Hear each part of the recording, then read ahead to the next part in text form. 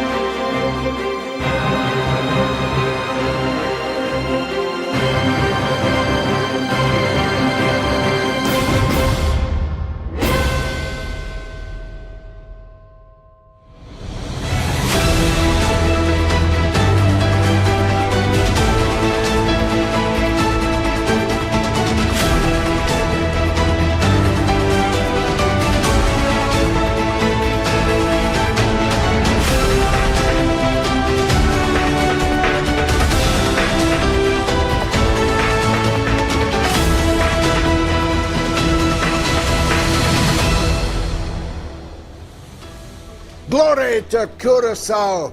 They've just taken the lead against the mighty Germany in the stolen World Cup, the Epstein World Cup, about which more later.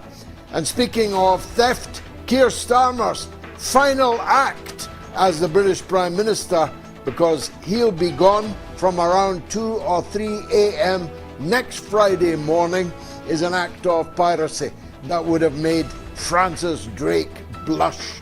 And happy birthday, Comandante Che Guevara.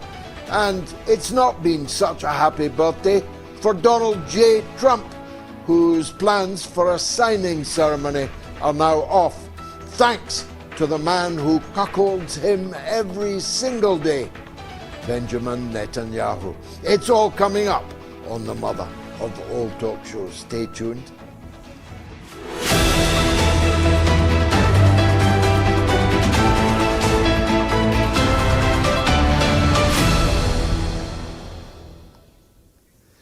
It is a remarkable thing, this World Cup. The England team have been caught in a tornado.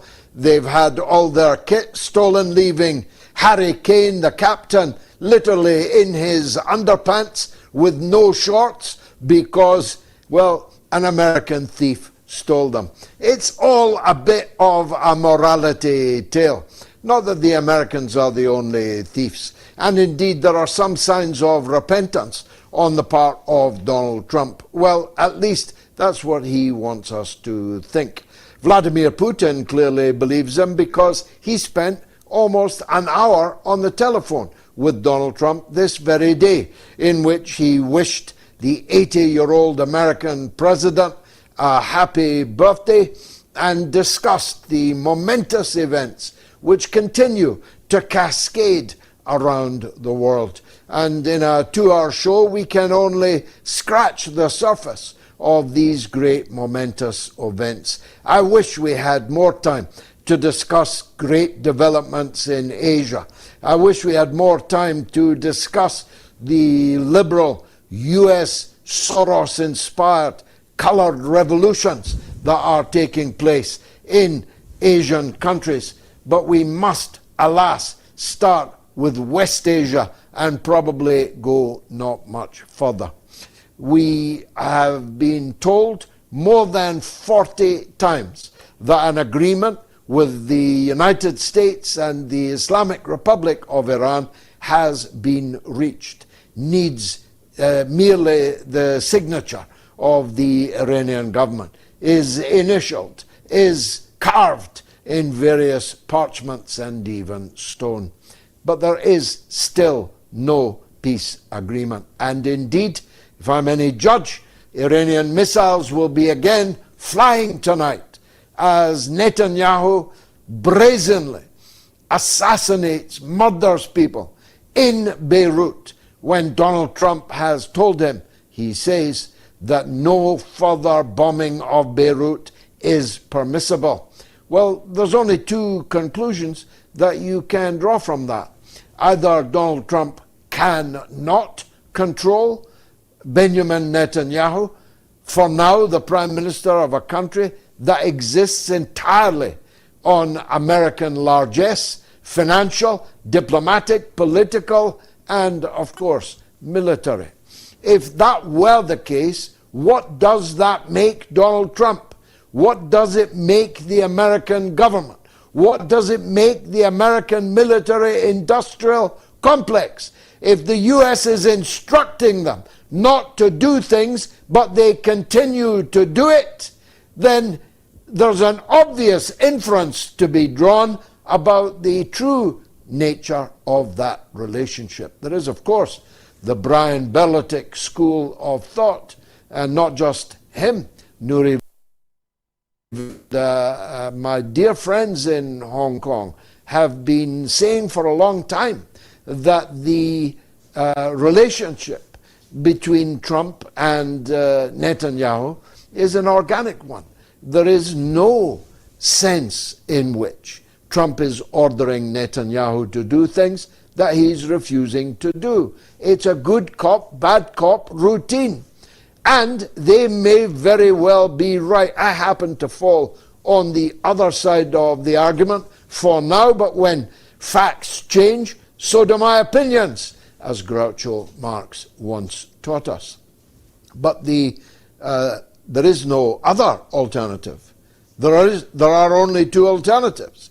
Either Trump can't or Trump isn't trying to curb Israel's behavior, which have, for now, scuppered any possibility of even a memorandum of understanding, the now famous MOU, never mind a deal. Trump has filled the airwaves, filled the news columns for days, telling everyone the war was over, but it is not over. Iran will be attacking Israel tonight. What is America going to do about that? Well, there are powerful forces in the American political system, in the global political system, that will be demanding that Trump comes to the aid of the man he says he's mightily pissed off with. I don't know about you, but if I was being treated like this by someone who was entirely dependent upon me, I would either kick myself or, more likely, I'd kick them. But kicking there has been none. No threat of financial disentanglement like the first George Bush threatened the Israeli state with when they tried to wreck his peace talks in Madrid well over 30 years ago, and definitely no threat as Eisenhower delivered, never mind threatened, when he threatened Israel over the seizing of the Suez Canal and forced the withdrawal of the British, French, and Israeli conspirators. Nothing like that. Just telling Axios, that organ of truth and beauty, that paper of record, if it is a paper, Axios again, Barak Ravid again, that he's mightily pissed off with Benjamin Netanyahu. Well, Joe Biden tried all that kind of jive, and nobody believed it then. There seems little reason to believe it now. So the war could be on again. The markets will reflect that tomorrow. The oil price will reflect that tomorrow. And the economic backwash from the Straits of Hormuz continues to work its way through the international political, economic, and financial systems with totally ruinous effect. Now, the markets don't seem to have recognized it yet. The media is deliberately concealing it for now. But when the factories begin to close down, when the wheels stop turning because oil has reached $200 a barrel, then obviously no one is going to be able to deny much further the consequences of this madcap adventure. Now, for the purposes of this argument, I'm going to surmise that Trump gets his agreement and that the war, at least for 60 days, is suspended, if not over. This was much ado about absolutely nothing. This devastation to the world economy has been dealt for absolutely nothing. The laying waste of much of the economies and much of the military infrastructure of the United States and their allies in the Persian Gulf has all been for nothing.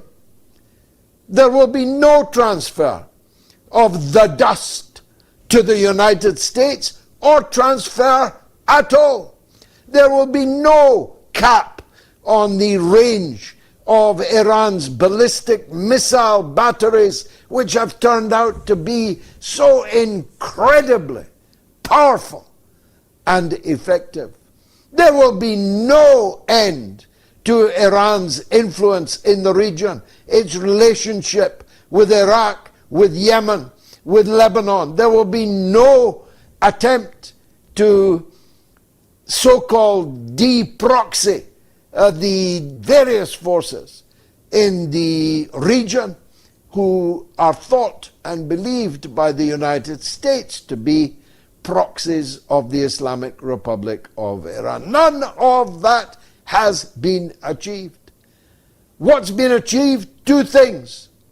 Iran has undertaken not to build nuclear weapons, but it has always undertaken, I've been saying this until I am hoarse, it has always undertaken never to produce nuclear weapons. It is religiously precluded from doing so by a fatwa issued by the founder of the Islamic Republic, the late Ayatollah Khomeini.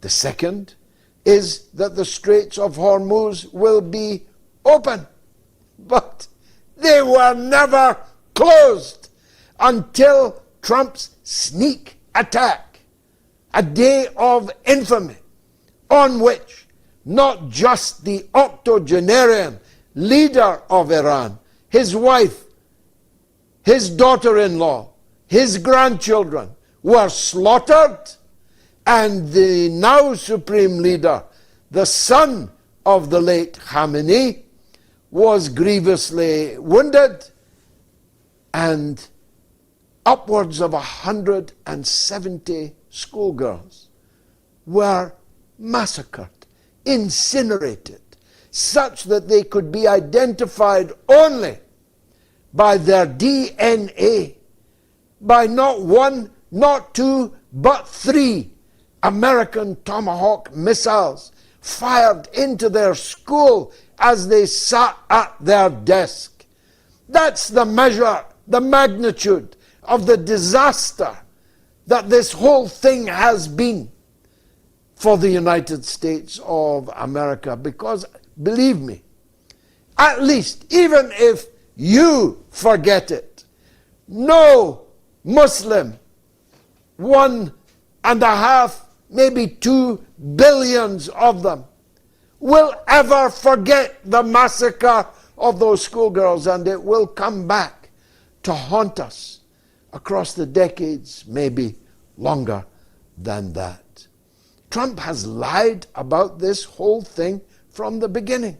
Not just the 40-plus lies that it was coming to an end, but the reasons for doing it in the first place. It is now abundantly clear that this was done for Israel. The question, only question, is what does Netanyahu hold over Donald Trump that he can persuade him into a foreign policy disaster, of which the only parallel is Hitler's decision to launch Operation Barbarossa in 1941. There has been no foreign policy disaster bigger than this since then.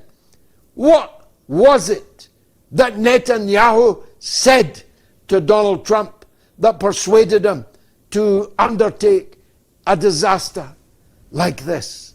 One that he told us was over in hours. He told us that the Straits of Hormuz was open, but he's still telling us that the great victory he's achieved in this negotiation is to open the Straits of Hormuz that he said had been opened on the first day because of American power. He said over and over again that Iran's army had been destroyed when it hasn't even been touched.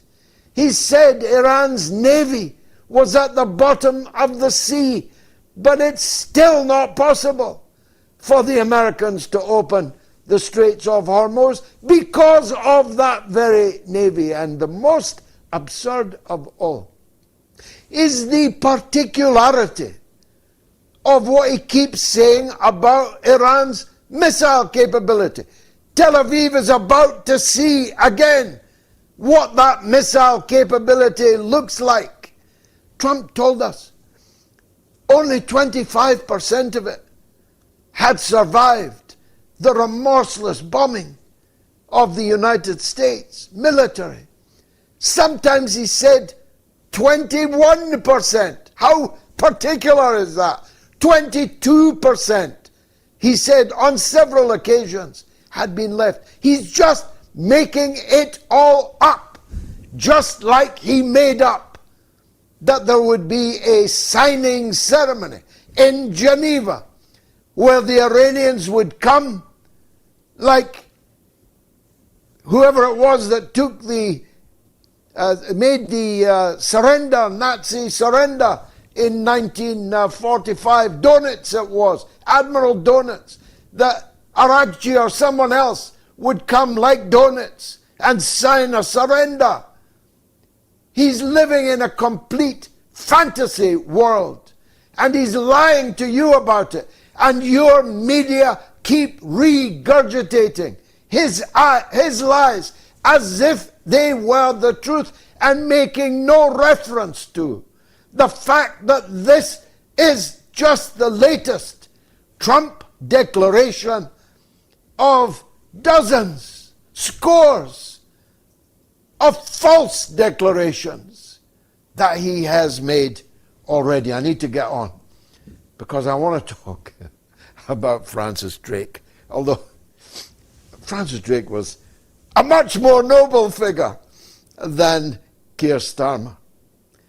Keir Starmer, breaking all protocol, breaking, I think, the unwritten British Constitution, took to social media this morning and said that he had directed the British armed forces to board a Russia-linked oil tanker in the English Channel. Now let me break that down for you. The British Prime Minister does not control the British armed forces. The armed forces belong to the King, not the Prime Minister. It is normal for the Defence Secretary to direct British forces in military actions. I have never before seen a British Prime Minister claim that he directed a military operation. But what a military operation. I don't know whether to laugh or be angry about it. I'll be perfectly honest with you. On one level, it was Gilbert and Sullivan. It was farce. It was pastiche. Heavily armed Royal Marines, of which I was a long time ago almost one, were sent to clamber aboard a Cameroonian, not Russian, a Cameroonian ship in which not so much as a wooden truncheon was held by the crew. It was a completely armed ship, ferociously boarded by Britain's crack military force. Who did they think was on this boat except a group of bemused Cameroon merchant seamen? They were accompanied by helicopters and cameras, lights in the action. The oil was Russian oil. It's perfectly legal for it to be Russian oil. Secondly, it wasn't in the English Channel. The English Channel doesn't exist. The legal name for that water is the Dover Straits. The Dover Straits is where the tanker was seized in a British pirate action. The Dover Straits are international waters. They have no right whatsoever to deploy naval, air power, or marines onto a ship in the Dover Straits. The oil could have been destined for anywhere that has no sanctions on Russian oil, which is a very large part of the world. There are no United Nations sanctions on Russian oil. Obviously, Russia and China would have vetoed such sanctions. But UN sanctions are the only legal sanctions. No country has the right to extraterritorial sanction against other countries, except with the express authority of the United Nations Security Council. Therefore, this act was completely illegal. And Keir Starmer is boasting about it on a rare foray in his own name on Twitter.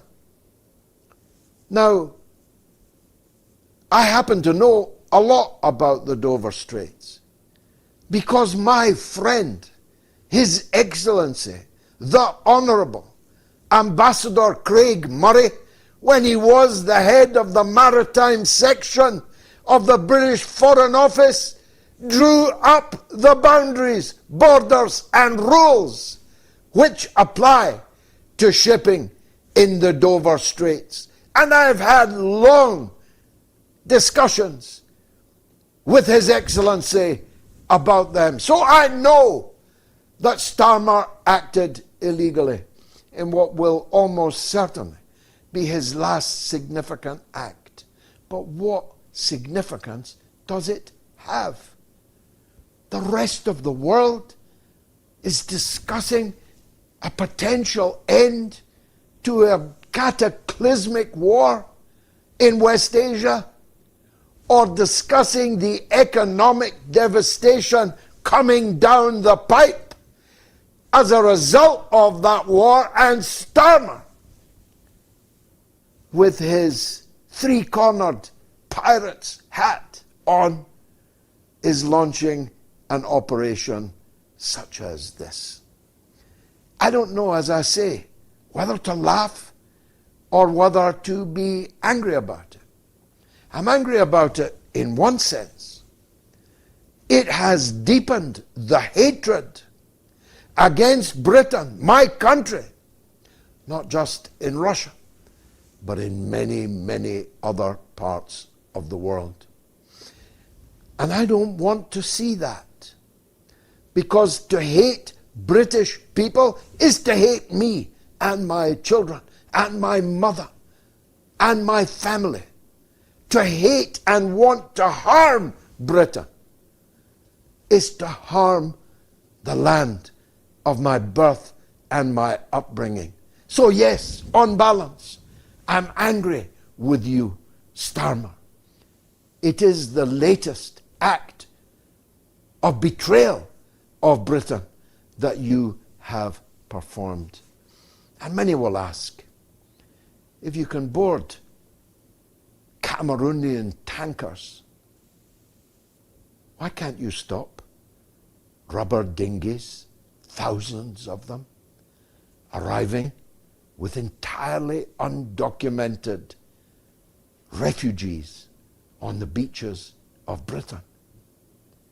You don't have to be an ill wisher to ask that obvious question. And I'm asking it right now of you. Stay tuned. It's the mother of all talk shows.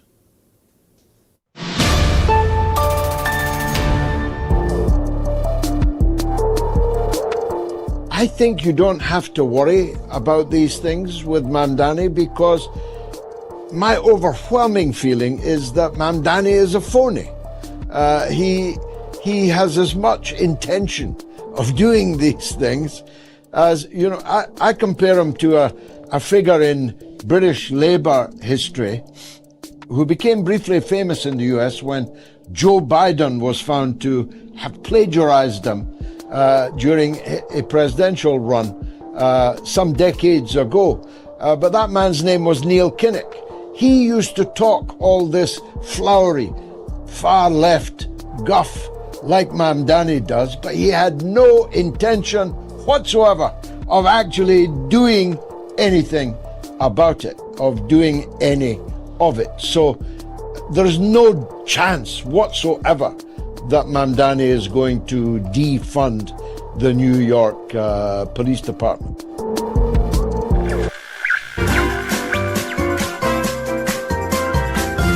You are listening to the mother of all talk shows with George Galloway.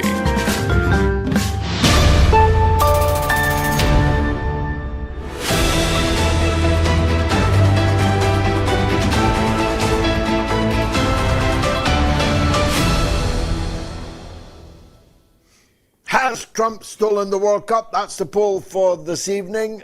You can answer yes or no on my Telegram channel, t.me/George Galloway, on my X, on the YouTube community poll, on the YouTube stream, on my patreon.com/George Galloway. 20,000 people have already voted. Have your say. If you want to call the show, it's toll free in the United States and Canada, +1 844 944 3344. It's free of charge in Britain and Ireland, 0808 196 5522.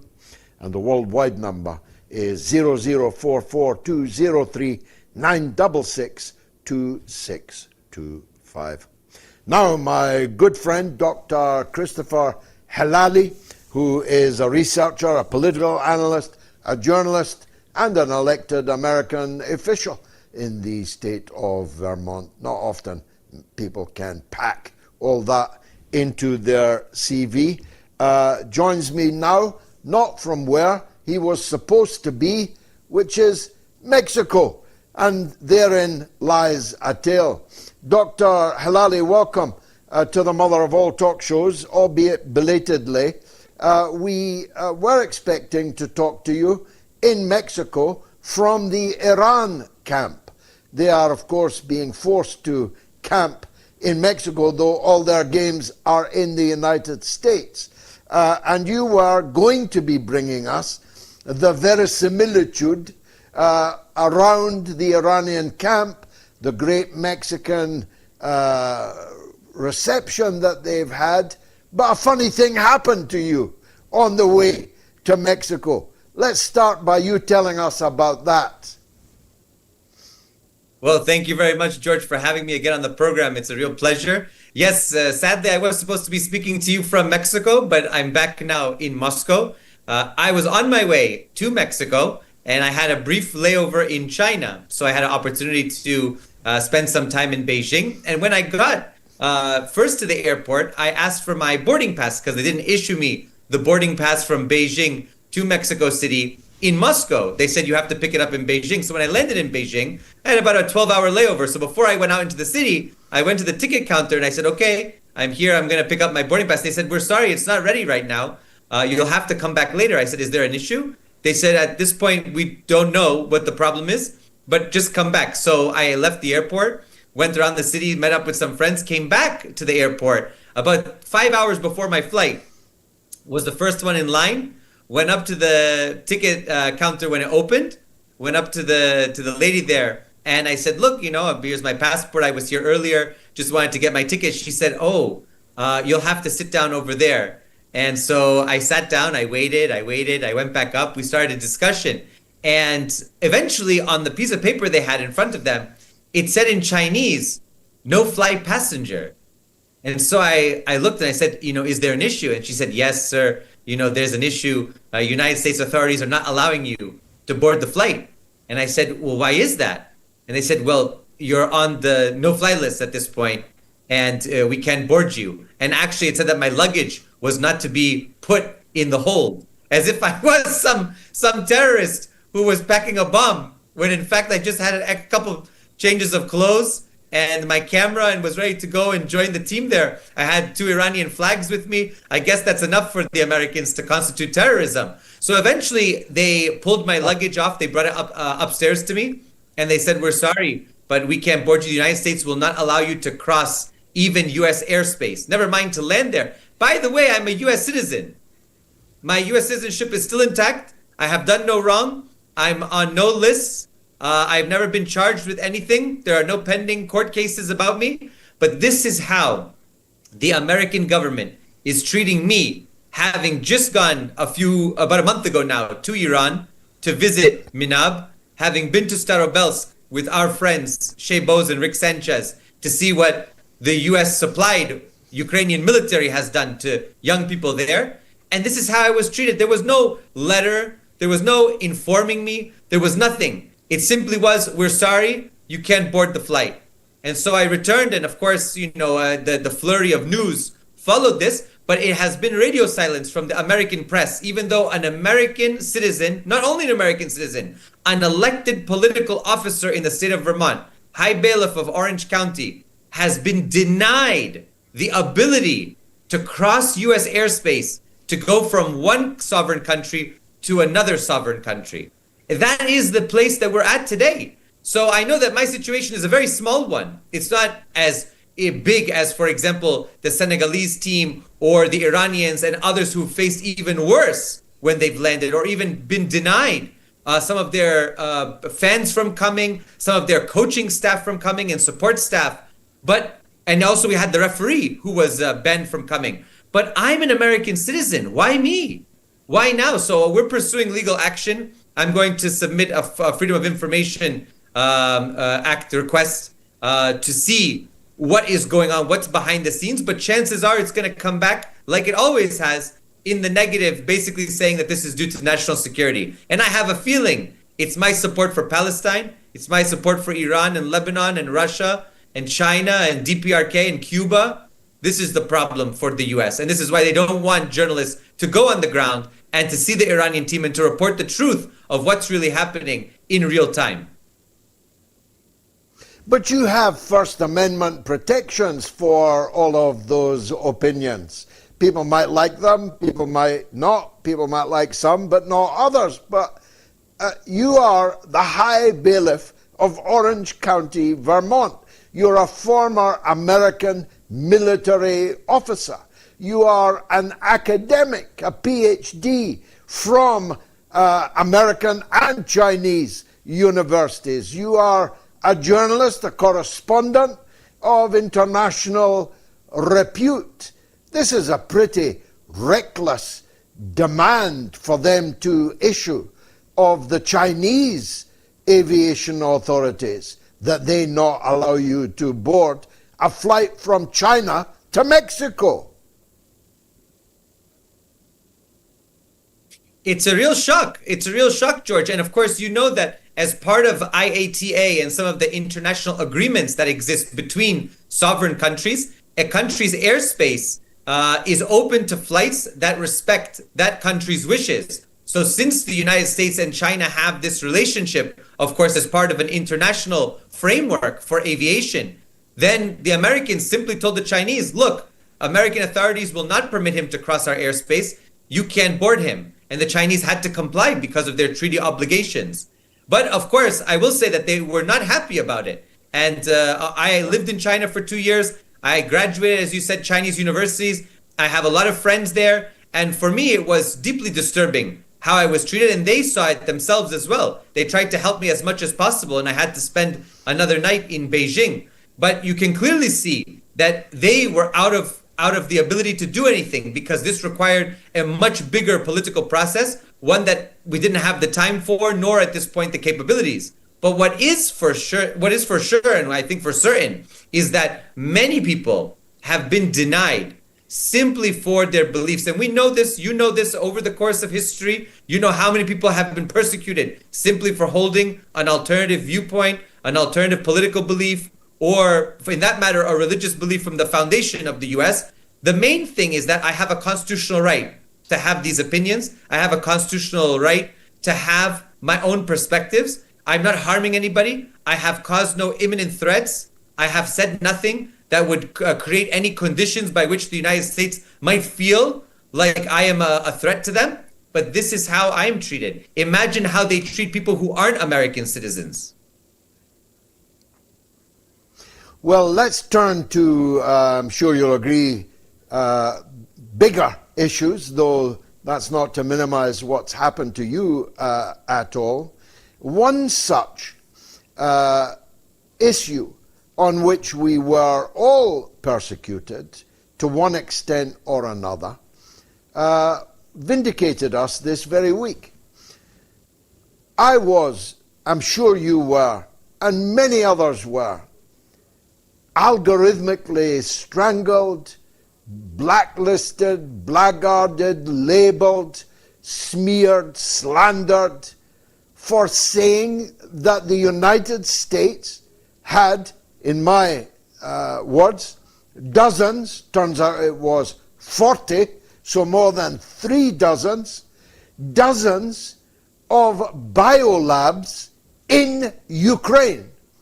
Now, as somebody put it, one biolab would be bad enough, but 40 American biolabs had been opened and were operating on gain of function respect, gain of function capability, on some of the deadliest pathogens and potential epidemics known to man in Ukraine. And Robert Kennedy, the health secretary, no less, has said that they were there because they were working on bioweapons that were ethnic specific, country specific. They were working on the ability to infect Russians in 40 biolabs. Now, when we alleged this, and when in particular a Russian hero, the military officer who unmasked all this, when we quoted him, we were called Putin agents. But former outgoing Director of National Intelligence, Tulsi Gabbard, just made an official announcement this week that we were absolutely correct, and this crime had been committed by the Biden and Obama administrations. Your thoughts on that, please?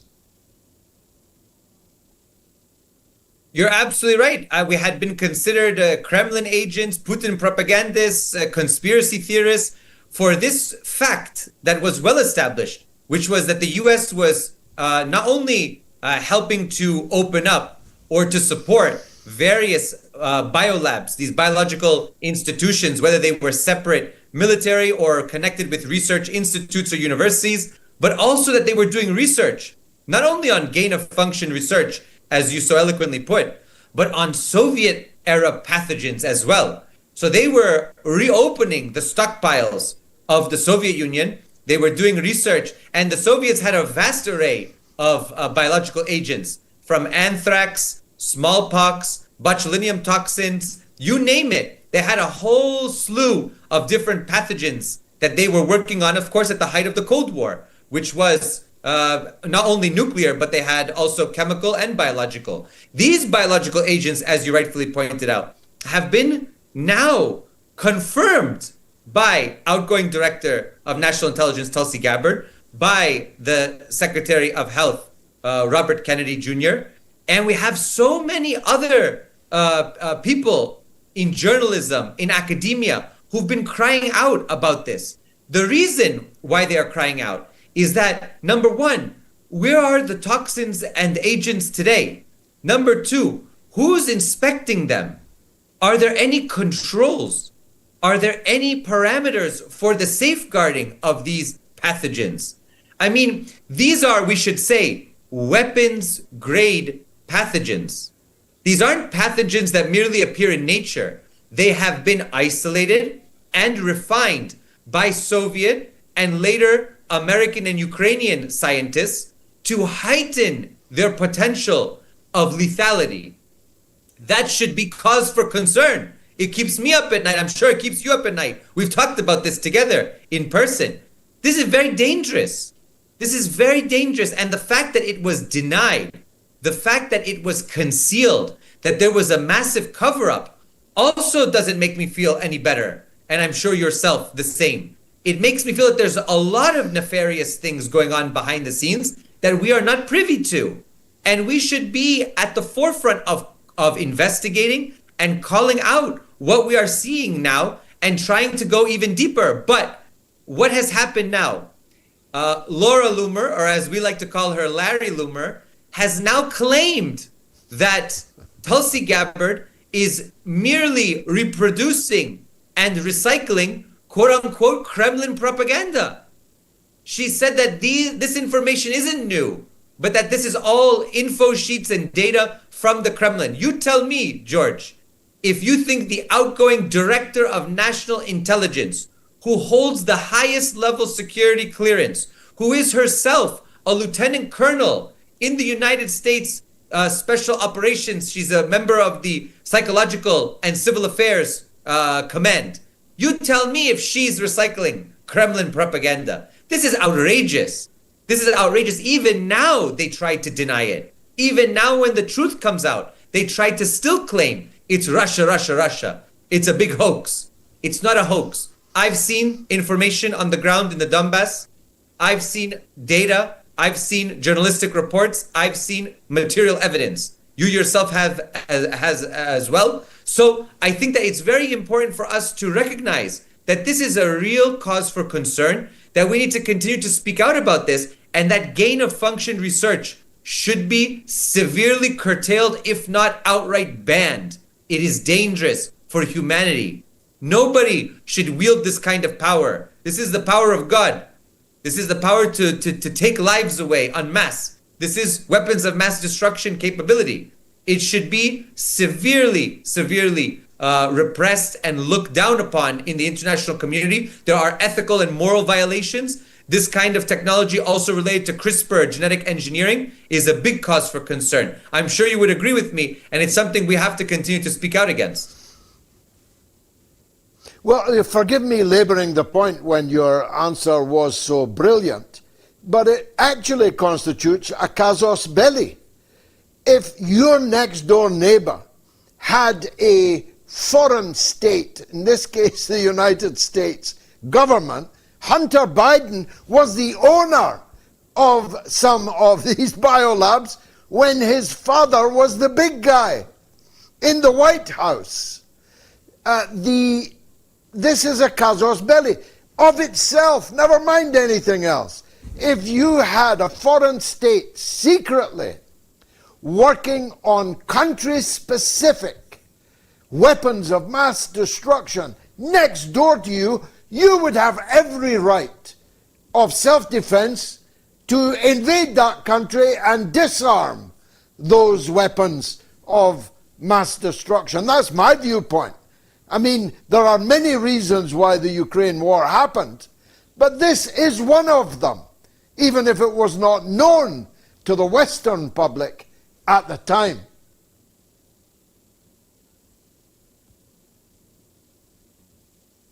I think you're spot on, George. Also, we know from history, the Cuban Missile Crisis was a similar scenario. And the United States set the precedent that it would not tolerate weapons of mass destruction on its maritime border, right across 90 miles from the coast, and that it would not allow the Soviet Union to place medium-range ballistic missiles with nuclear capabilities on the island. It almost led to a nuclear exchange. It almost led to World War III.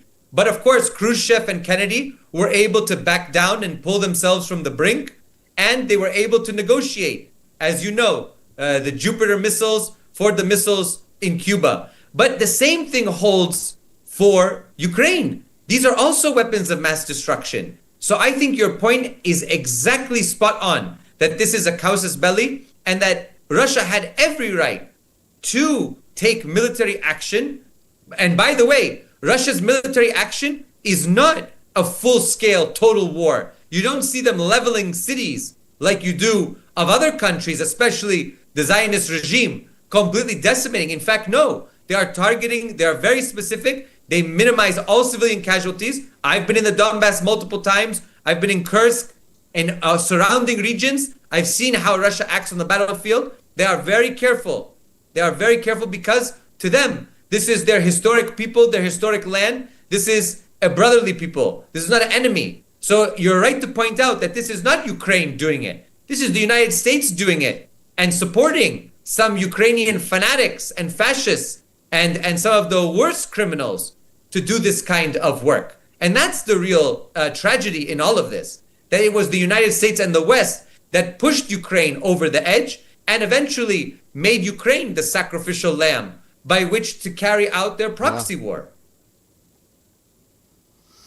Now, finally, but perhaps most significant of all, we had expected, Donald Trump seems to have expected, his birthday celebration to involve some kind of signing ceremony. At first in physical presence of each other in Geneva, but then later amended to a digital signing celebration of an end to a war that he started and from which he has gained precisely nothing. But the rest of us have gained, if gained is the word, very severe economic difficulties coming down the pipeline, and of course thousands of people, almost all of them civilians, many of them children, schoolgirls, have lost their lives and limbs. But at least it was to be brought to an end today. What happened?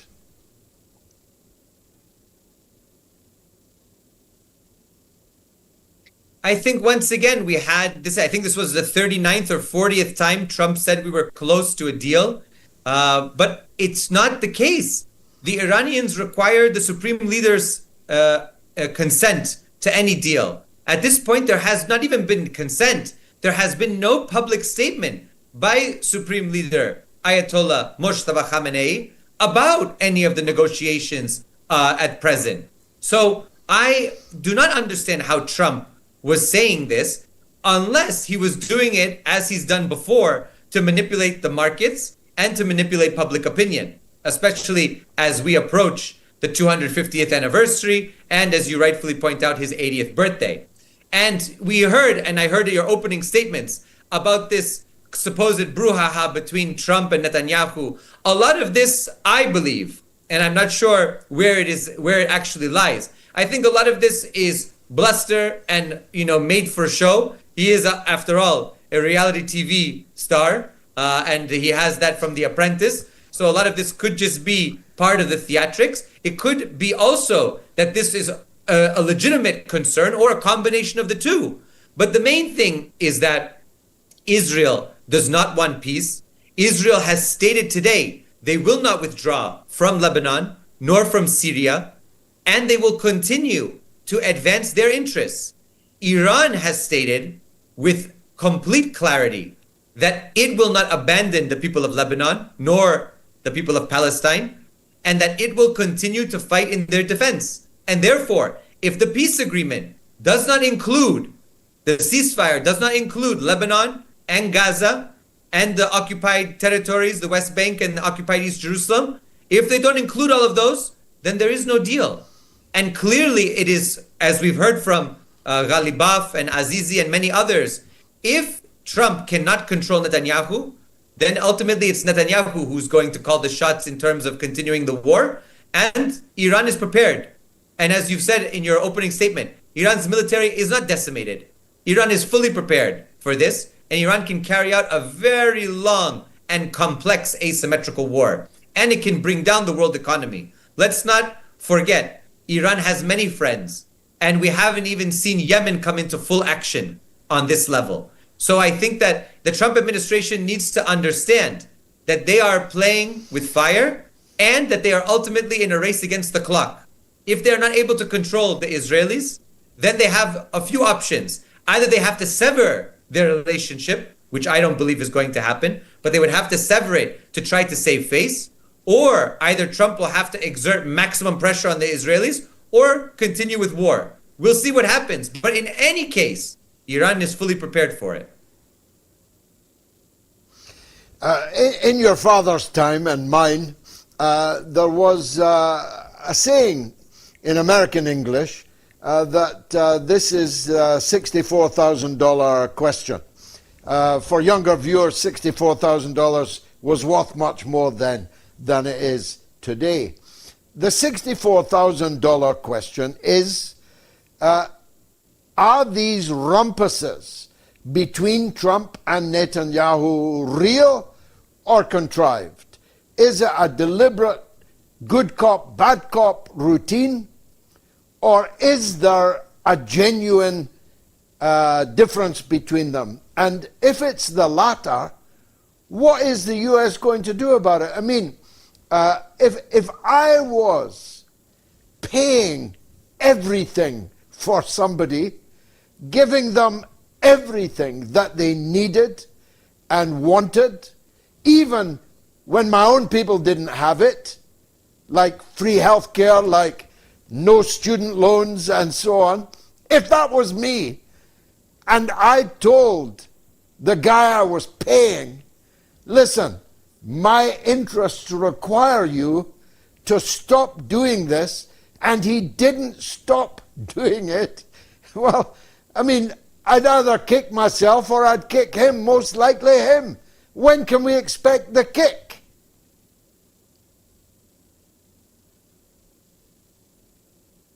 Well, George, when you are the chosen people and you have millions of Americans who believe that God has ordained the people of Israel as his people and that they can do whatever, whenever, because it's God's will, then I don't know if they're going to get that kick, George. That's the problem.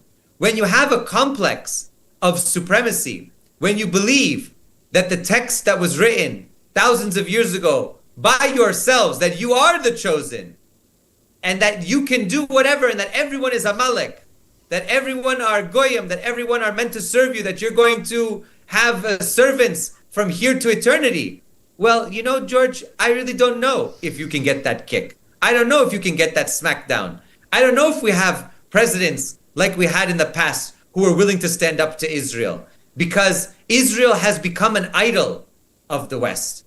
Israel has become a shibboleth. It has become an encapsulating vessel of all of the desires, all of the barbarism of the US and their ilk to carry out their acts on the people of the region. And as you pointed out, 1.5 to 2 billion Muslims. How much longer can they take this without a wider conflict and conflagration? How much more can the people see these corrupt monarchies and leaderships in the Arab world continuing to make peace with this entity that carries out genocides and modern day holocausts? I don't believe it's going to be for eternity, that this is going to, at some point, there's going to become a reckoning, there's going to come a reckoning, there's going to be a rupture. And at that point, it's going to be no holds bar. And that's my fear. And that's what, we had the fear of Seymour Hersh in the Samson Doctrine. We have a real fear as to what can come from that entity when it feels like it's cornered. But at this point, there is no US voice in the presidency, in the executive, a very powerful voice in the State Department that is calling out and holding Israel accountable. It doesn't exist. It doesn't exist because all of the apparatchiks around, all of the evangelical, sorcerers and sorceresses around President Trump, they believe that Israel and its existence and its carrying out of its military missions is a sacred duty. It's existential, it's eschatological. This is the eschaton in real life. So for them, they see it in that way. Of course, we would see it as heretical, but that's how they see it. So I don't think we'll see a smackdown anytime soon. Israel is a bipartisan issue, and both sides of the aisle overwhelmingly believe in it. Well, I don't know how easily you can access the World Cup in Russia. I have no idea about the time zones involved, but you're just going to have to watch Iran on television, just like me. But we're wishing them all the best, even if we cannot be with them. Dr. Christopher Helali, a guest extraordinaire, thank you for your time this evening. Wonderful conversation. Christopher is researcher, political analyst and journalist, and a very, very good one. Let me take a quick break, then it's your calls coming next.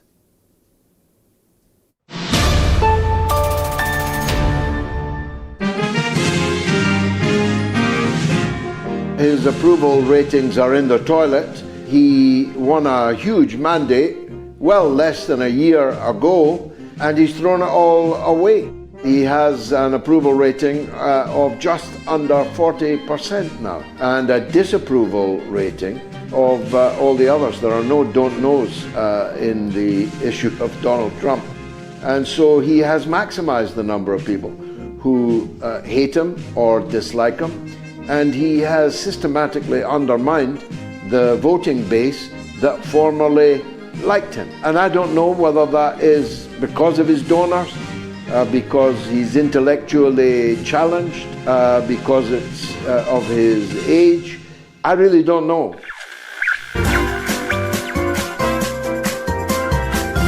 You are listening to the mother of all talk shows with George Galloway.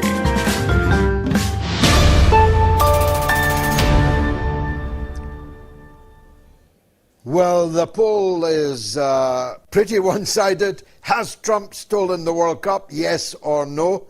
85%, 84, 82, 82, 89% say yes on the various portals. So it's all about quantum now. If you want your voice to be heard, get voting on Telegram, on X, on the YouTube community poll, on the YouTube stream, or on patreon.com/George Galloway. Let's go to New York, where Melvin, who's always worth hearing from, has a point of view about the US relationship to Israel, and it's not flattering. Melvin, welcome back. What would you like to say?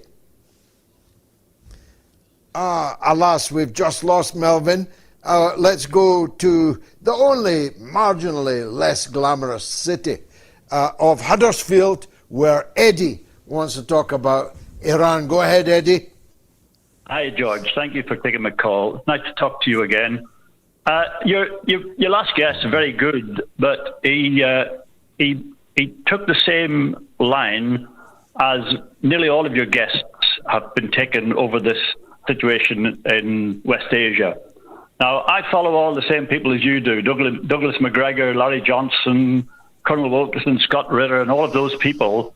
And they all take the same line that Israel is the instigator of all this and America is just following along like some kind of lapdog. Now, that is certainly not correct. The fact that this man was stranded in Beijing because of the U.S. government shows the extent of the empire. And it is the American empire which is creating this. And Brian Berletic, that I know you're aware of, I've followed Brian for a long time as well, and he's had been stating for a long time, there's a document by the Brookings Institution called Which Path to Persia, published in 2009. And chapter 5, is the heading for that is Leave It to Bibi. What they said is let Bibi attack Iran, and then that will give us the excuse to come in behind them.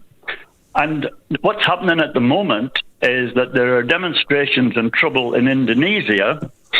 And that is, Brian says that is because not only does America want to keep the Straits of Hormuz closed, they want to close the Straits of Malacca as well, so that they can prevent all of these countries, particularly China, which is the main object of getting the oil that they require. So my concern is that all of your guests have taken the same line that Israel is the lead in this and the instigator, when in fact it is the American empire. Now it's in its dying phases, but like a wounded animal, it's still highly dangerous. And this is what's going on. And I think you need to make sure that when these people make these questions, you need to question it more about why they think that Israel, this little country, this little colonial country created as a little Jewish Ulster in a sea of Arabism, by the British Empire, was taken over by the American Empire, and they're using that. That's their attack dog in the Middle East. And so it's the American Empire that's the problem. Not only, a first-class call, Eddie, and none of it I disagree with. And I think you're unfairly characterizing the attitude of my guests on this. Which is not to throw shade on Brian Berletic, who's a very considerable genius, actually, and a man I admire greatly, and I watch and read everything that he produces.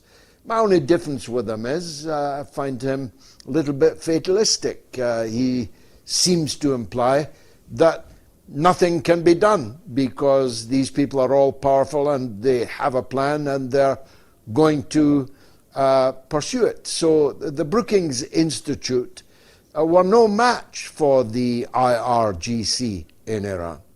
They were no match for the tens of millions of Iranians who rose up against the aggression against their country and totally marginalized the so-called liberals that we were told in the intervening months before all this began again were in such numbers that they constituted a regime threat, that they could come to power, that some joker in Virginia called Pahlavi was a credible alternative ruler. We were told all of that, and it all turned out to be balderdash.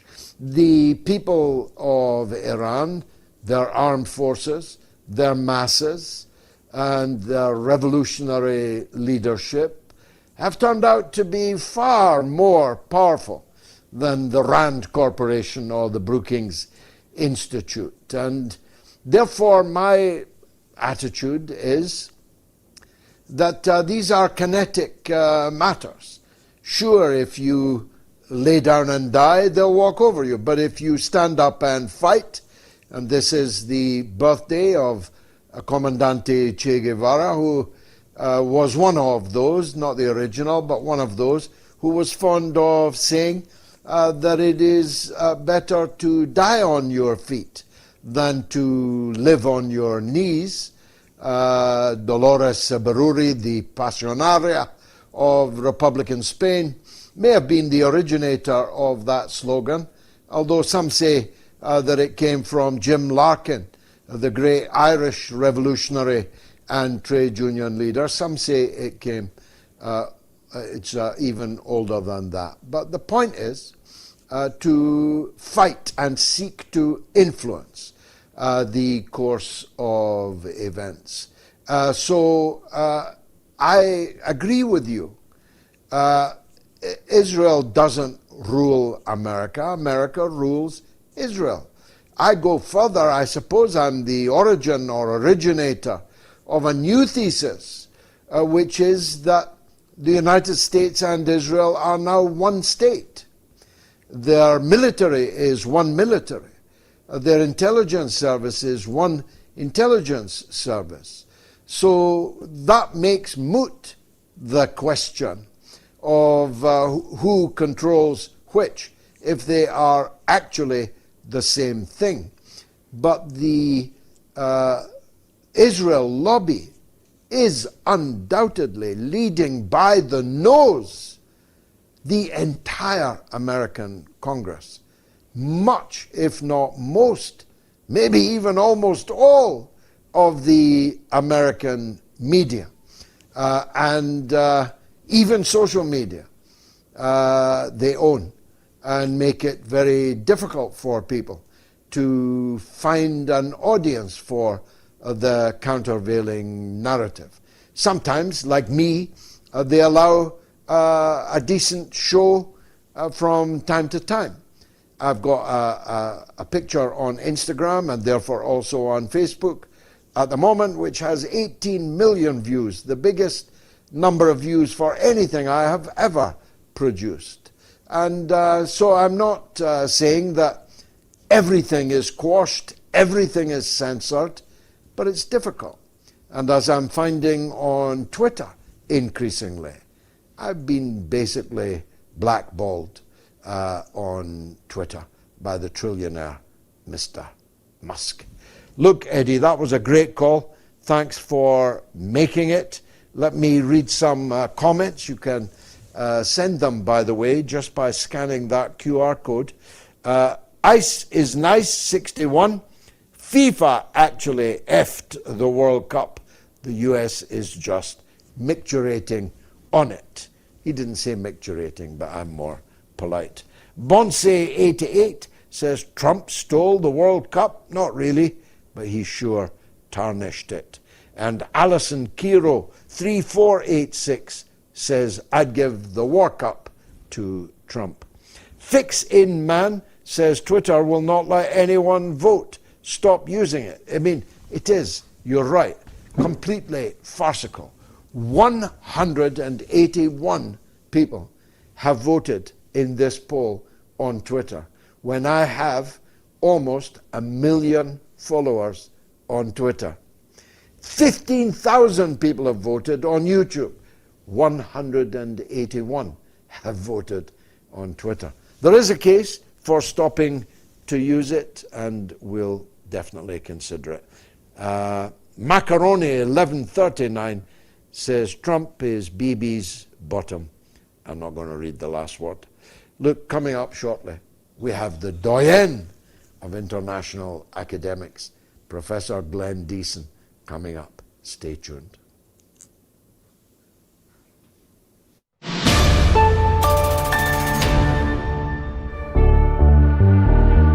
I don't believe that the mainland European countries give a toss about Britain, and I'm certain that the United States would not sacrifice itself for Britain.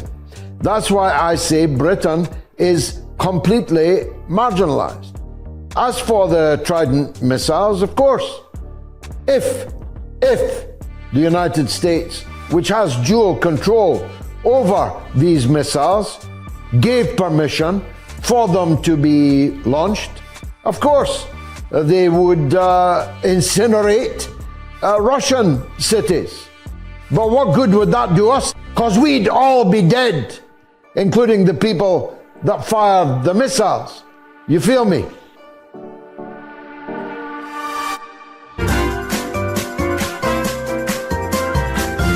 You are listening to the mother of all talk shows with George Galloway.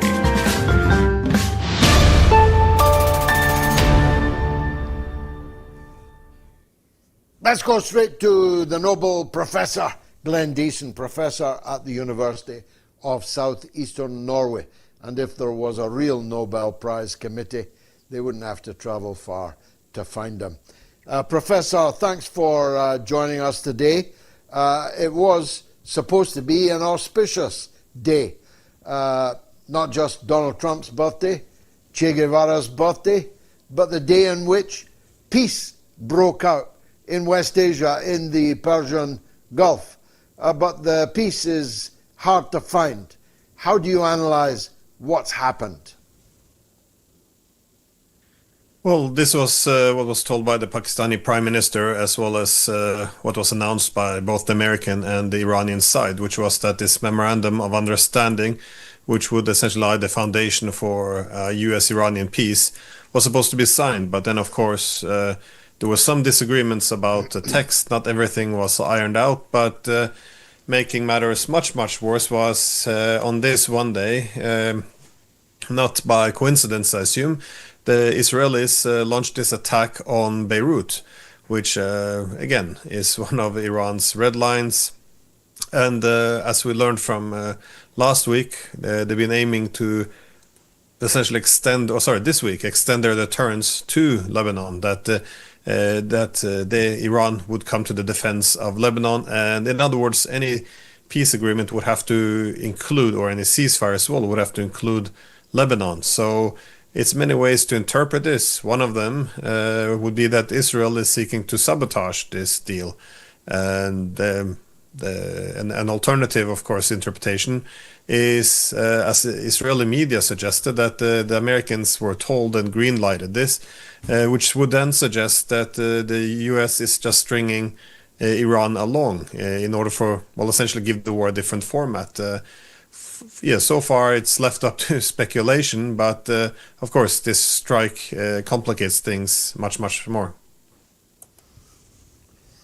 But Trump has now invested a lot of hot air in having ended this war, a war that he, of course, began, a war of choice, a sneak attack. But he's seeking to profit from the fact that he's brought it to an end.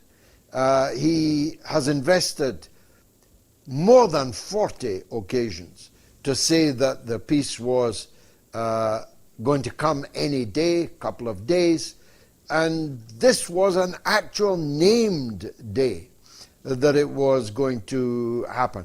Does that make you more or less suspicious that actually they're playing a good cop, bad cop routine, rather than Trump genuinely being angered and, well, to quote the usual Axos, thoroughly pissed off at Netanyahu? Well, it could be both ways. I mean, the strong language against Netanyahu would make me think that it's undermining Netanyahu's standing in Israel, and it also undermines Israel's standing in the world. So it makes me, well, believe that there's something more to this. On the other hand, one also get the impression that the United States is, trying to pull a quick one on everyone, because it does, again, this could be simply the United States trying to convert a US-Iranian war into an Israeli-Iran war instead. That is by essentially trying to position itself as a mediator. Now, there's a good reasons why it would want to do this. Keep in mind that if the US doesn't succeed in an overwhelming strike to knock out the Iranians, the ideal shift for the United States would be to transition this into a slow war. However, it's worth looking at, given you mentioned the sneak attack, which has been two of them now, it's worth looking at the differences between them. In June last year, when you had the Israelis doing this attack on Iran, we learned that the Iranians didn't go all the way in because they wanted to keep the US out of the war. So this was understood. If you go up the escalation ladder, the US could enter at some point. So they had an incentive to not go up that escalation ladder too far.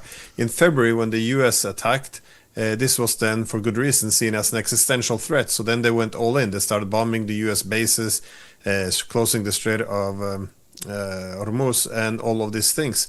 So it could be in the U.S. interest to reframe this conflict more as a, it's the Israelis that doesn't allow peace. The U.S. really wants it, and this way make a mediator or almost a negotiation partner out of the United States. So to essentially take U.S. bases out of the equation when the fighting restarts. Again, I'm not sure if this is what they're doing. This is definitely what they're doing in Europe when they, try to outsource this war to the Europeans, because there as well, the U.S. claims it wants to put an end to the war, but we see it's still U.S. weapons, it's still U.S. war planners, we still have the U.S. intelligence agencies picking the targets, and also, I assume, maneuvering the Ukrainian drones into Russia from NATO airspace. So, no, I'm a little bit skeptical, and this which is why I think this could simply be Israel and the United States playing good cop, bad cop. We'll turn to Europe in just a minute, but the Iranian-Israeli conflict it's kind of a zero-sum game, isn't it? I mean, it's an existential matter. The Iranians, for ideological reasons, have from the very beginning, from 1979, dedicated themselves to the liberation of the Palestinian people, and where they cannot liberate, to seek to defend the Palestinian people. And of course, they have very staunch allies amongst the Shia Muslim population in Lebanon, which is the majority population in Lebanon, and therefore the Iranians have an obligation, a moral obligation, and they do feel that obligation very keenly. I'm absolutely sure about that, in a way that the Arab ruling classes simply don't. They even have ceased to pay lip service to that moral obligation. Israel, on the other hand, is a state literally with no borders, which refuses to delineate its borders, considers that it has the right to Greater Israel with undefined borders, but defined by its flag as being the Nile and the Euphrates, Egypt and Iraq. There's really no kind of halfway house, therefore, in that conflict, is there? No, and this is always very dangerous when you're in strategic situation where the outcome is defined as all or nothing, because you could argue that both the Iranians and the Israelis sees this as an existential threat. I think, well, the Iranian is somewhat obvious that is the idea that they would simply regime change and have this wonderful stable democratic government. Like, none of this really makes any sense. The idea to bring back the Shah or the relatives, and that this would have support among the population is nonsense. The best the U.S. and Israel can hope for in a regime change is to make it to a chaotic state such as Syria or Libya, or just balkanize the country altogether.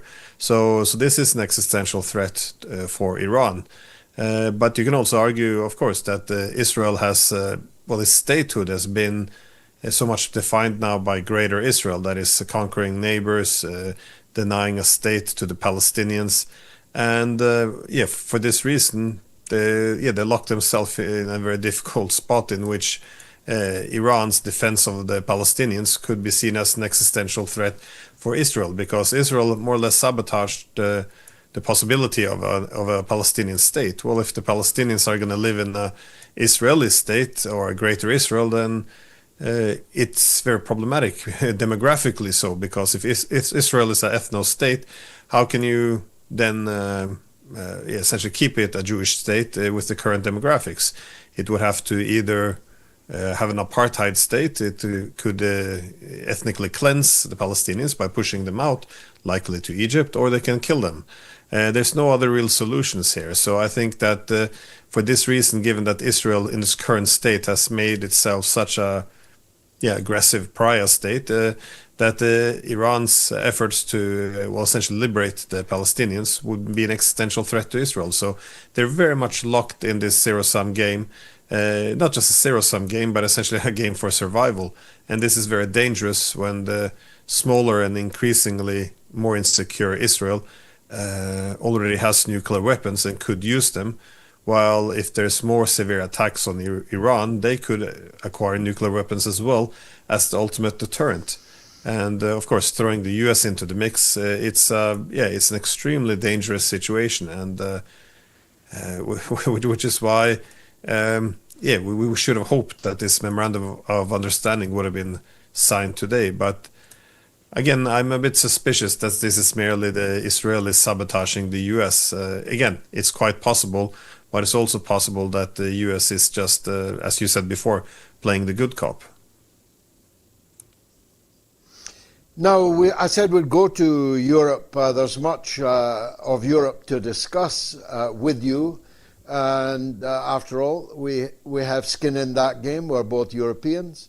And the story of the day in Britain, probably not in Norway, it's a matter of little consequence, but for me emblematic of the whole conflict in Europe right now, was the farcical boarding of a Cameroonian ship, which was thought to be, it's not even clear yet whether it was, but thought to be carrying through international waters Russian origin oil. Of course, it could have been Russian oil that was sold to India and refined there and so on. We don't know yet. But Keir Starmer thought it so significant that he got up early and posted unusually on Twitter that he had directed the whole affair. I imagined him in his admiral garb at Plymouth, ordering British Marines and sailors to engage in the Straits of Dover in what was a clearly illegal act. Why do they bother, people like Starmer? Why do they bother with these foolish escapades? Well, I think there's a desperation now to try to defeat Russia. And again, I think there's a lot riding on this. That is, for many of the Europeans, their entire role in the world after the Cold War hinged on transitioning from being America's junior partner to balance the Soviet Union to then become America's junior partner in establishing a world order based on collective hegemony. Well, this is no longer the case. And again, as you have the emergence of a multipolar world, the transatlantic relationship can go two ways. If you would defeat the Russians and then build this powerful Ukrainian army, the Europeans would have this Ukrainian army as a shield in front of them, and the Americans remaining in Europe standing behind them. If the Europeans are defeated, then, no one knows what would happen to Ukraine. Some would be absorbed by Russia. The others might actually be absorbed by some other NATO countries. But overall, it would become a very unstable rogue state, probably, that is not easily governed simply because probably the Russians wouldn't allow it to become a successful frontline state against Russia. So overall, I think, and the Americans would, of course, begin to leave Europe. And you already see Trump now drawing down a bit the U.S. presence there, as he's trying also to outsource the entire war to the Europeans. So I think for the Europeans, it's also becoming an all or nothing. Do you keep the Americans on the continent and keep the Russians at bay by weakening them significantly, and essentially continuing a Europe where the largest country in Europe doesn't have a seat at the table, or do you accept defeat? But the defeat means we have to address what we've done over the past 35 years, which is we created a pan-European security architecture based on the premise that stability would derive from just gradually expanding our military infrastructure closer and closer to Russian borders. So we don't want to deal with some of the mistakes we've done. So I think many of these leaders, they don't see well, at least they don't have the political imagination to see any other future for Europe besides one where they defeat Russia. The question they never ask themselves is, if you're fighting the world's largest nuclear power, who sees this as a war for its existence, what exactly would the victory look like? And I think the Europeans are escalating to such a crazy level, not just the weapons and the participation in the direct strikes on Russia, but of course this escalating the attempt to seize Russian ships by essentially coming up with these terms. Oh, it's a shadow fleet now. Somehow it's illegal to start seizing their ships. This can't go on for much longer before the Russians are compelled to retaliate. And this is so we're walking towards very dangerous areas here. Yeah, I mean, Russia will have to start deploying military forces on these tankers. And then what? When the Royal Marines come on board, we're going to have a shootout in the Straits of Dover between the Royal Navy and the Russian Navy. I mean, that would definitely be up the escalation ladder. But I wanted to ask you, in a way, a more serious or more academic question. There is no evidence whatsoever that the European public has any appetite for any of this. The main belligerents, Starmer, Macron, Merz, are as low as it's possible to fall in democratic politics. Their approval ratings literally could not fall any further. And their defense minister in Britain, has just resigned, claiming that Starmer was all talk but no action. He wasn't prepared to spend the money that would be required to make Britain a serious military power. And now the German defense minister is also threatening to resign. Now, the reason why these two prime ministers are not doing what their defense ministers would like them to do is because they too are aware that the public in the European heartland doesn't give a toss about Putin, doesn't want to sacrifice essential services and living standards in order to meet a phantom threat.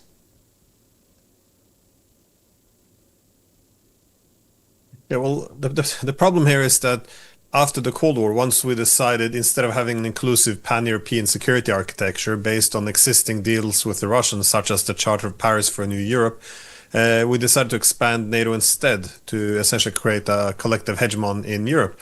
The problem then was we also had to, as we redivided Europe, we also had to reinvent an ideological divide. So the communist-capitalist divide was recast as a liberal democracy versus authoritarian. So, good guys versus bad guys. If you can make the public accept that this is the divide in politics, then we will always be the good guys. But the problem now is that, as the US is now pulling back its forces, Bulgaria as well, by the way, is also stopping funding and sending arms to the Ukrainian army.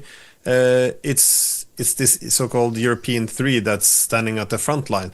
And as you said, this is Starmer, Macron, and Merz. And I think Merz is down to 15% approval rating.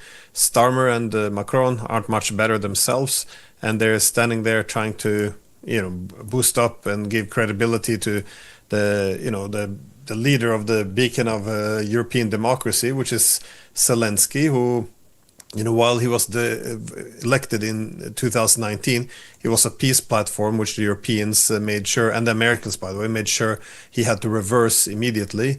And now he has a presidential mandate that expired 2 years ago. So this is the Liberal Democratic Club, which is fighting for democracy now. I mean, it is quite ridiculous, but again, the power is gone, and also now the whole. The liberal veil over this whole holy war against Russia is also now falling apart. So I think you're going to see more of this. More countries will either drop out, either because their intentions shift, or simply don't have the capabilities anymore of fighting the Russians. The problem is that once this EU, well, let's call them leaders, they're not unsure who they're actually leading at this point, as you said, but as their position continues to weaken, they have to balance it out somehow, and they usually do this through escalation. And this is part of the problem we see now. They get more desperate. They speak very openly about their desire to mass produce cheap drones to strike energy installations deep inside Russia. They're now going after Russian ships more openly, and yeah, of course, attacking Russia through NATO territory. So at the point when the Europeans are weaker and weaker, and the Americans are leaving, that is having less protections for the Europeans are responding by actually escalating, which is possibly the worst thing you could do, especially now that the Russians see it as of utmost importance to restore its deterrence. So, we're looking at a recipe for disaster here, because at some point the Russians will see it as necessary to restore deterrence by striking a European NATO country. And at that point in time, we're going to be confronted with the dilemma. Do we either let the credibility of NATO fall, or do we strike back against Russia? And at that point, there will be no control in the escalation ladder anymore. And it could quickly develop into a nuclear war. And with the leaders we currently have, I'm assuming they would go for the strike. I mean, these leaders of ours, they can't leave quick enough. I mean, it's a massive disaster we're potentially looking at. Chilling thought. Finally, Professor, the elephant in the room is, of course, Donald Trump. He spent 55 minutes on the phone with Vladimir Putin today. Once they got the happy birthdays out of the way, what do you think they talked about? Well, I'm guessing, I suspect at least, that the Russians are trying to tell Trump that the clock is ticking, that this can't go on. I mean, there's whole idea that what's been going on for the past 4.5 years can continue. I don't think so. I think they're reaching a very dangerous point here, largely because of the current escalations by, well, the Europeans, but the Russians know that the Americans are standing right behind them. And I'm assuming that the Russians are now telling Trump that we're going to have to put a quick end to this war soon, otherwise we will put an end to it. And it could be done in a very brutal way. And I just don't see the Russians accepting this formula anymore, that this is simply going to be Ukraine and Russia slowly bleeding each other, when obviously the Ukrainian side is now almost completely NATO, just wearing Ukrainian hats essentially, by using essentially their weapons, their intelligence, and even the NATO contractors. So, and I think this is also something that confuses me about the Europeans. When their attacks on Russia were mere pinpricks, the Russians could think, well, we can absorb this pain and just get this war over with instead of spreading it. But now that the Europeans are doing more damage by striking deeper inside Russia, it's not sustainable anymore. So while the Europeans seem to be celebrating how much pain they can bring to Russia, in reality, they should be very worried, because if the European attacks on Russia is no longer sustainable for the Russians, they will have to do some drastic measures. And I think we're reaching that point now. And I'm assuming something along those lines could have been communicated to Trump, that either rein in the Europeans and Zelensky, otherwise Russia will have to escalate this in some way. Yeah, but I mean, it's a bit like Netanyahu in the previous discussion. Why can't Trump tell these, most of them, pygmy militaries in NATO, the European end of NATO, right, enough, we're finishing this. I mean, why is the United States still sending weapons? $9 billion voted last week. The Starlink. I mean, Trump is practically living with Elon Musk. Why can't he tell Musk, switch off the Starlink, which is providing the targeting that's murdering schoolgirls in Starbelensk, and putting such pressure on Putin that he has to act. Well, again, it all goes back to what Trump actually wants. Does he want to end the war in Ukraine, or does he just want to outsource it to the Europeans? Because you get speeches and documents coming out of Washington where they always continue to encourage the Europeans to, carry more of the weight, demilitarize a little bit more, essentially, help the Ukrainians more. So on one hand, this is the signal, and on the other hand, they're telling the Russians more or less that, well, we want to put an end to this war. So, but as you said, it's unclear which way it is. Are they outsourcing the war or trying to put an end to it? If they're trying to put an end to it, either, or they might not. Either Trump is, much like in the Iranian case, either is incompetent, that is, he can't control the Israelis, or he can't control the Europeans and Zelensky, or is dishonest and he's just playing the good cop. I'm assuming that for Trump, this is the war is a good war as long as it can be kept in a stable way. That is, as long as every day passes, he can use Ukrainians and European money to weaken Russia by killing Russians. It's considered to be a good war. I think once it spirals out of control, and you would have the Russians responding in a major way, for example, attacking NATO countries, or if you see Ukraine collapsing or nearing collapse, then it becomes a bad war, because then strategic territory would shift hand to the Russians, or you would go up the escalation ladder without any control. So I think possibly he's just trying to strike a balance, seeing how long he can continue to weaken Russia. While it's not a peer competitor, it's still one of the three great powers we have in the world today. So I think he probably sees it in an interest to continue weakening the Russians, but only to the extent he doesn't trigger a third world war. And where that line goes, I think it's unclear. Again, I might be misreading him. Maybe he's really trying to put an end to this war. It's just very hard to read Trump. He's not the most honest broker there is. I think those words will be his epitaph, not the most honest broker there is. Professor Glenn Diesen, as always, thank you very much for that tutorial. Professor Diesen is at the University of South-Eastern Norway, and a very clever man indeed he is. Let me take a quick break, then it's your calls all the way up to Gayatri's Roundup. Stay tuned.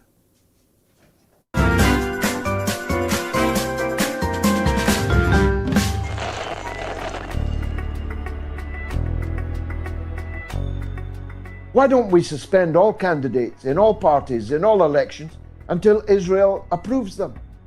Is that the democracy we want? And we have to ask ourselves, why is the entire political class in Britain in thrall to a tiny little country 2,200 miles away from here, and nothing can be said by anybody here which they don't like? What is it? What hold is it that this little country has on our politics in Western countries? We all know in America it's about money, but the sums of money here in Britain are paltry. By American standards, you'd laugh. Are these people enthralled to Israel for 3, 4 or 5,000 pounds, in which case they're precious cheap? If other lobbyists knew how cheap they were, they'd be moving in and getting a piece of the action. I don't know what the situation is. I don't know why they are so terrified of Israel that they're ready to sack their own candidates in the middle of a by-election. That's how scared of Israel they are. And when this is all over, we have to ask ourselves how, why, when British politics became effectively outsourced to Netanyahu's Israel, whose pleasure or displeasure dictates who can stand, who can win, who can be elected, and what policy they can follow.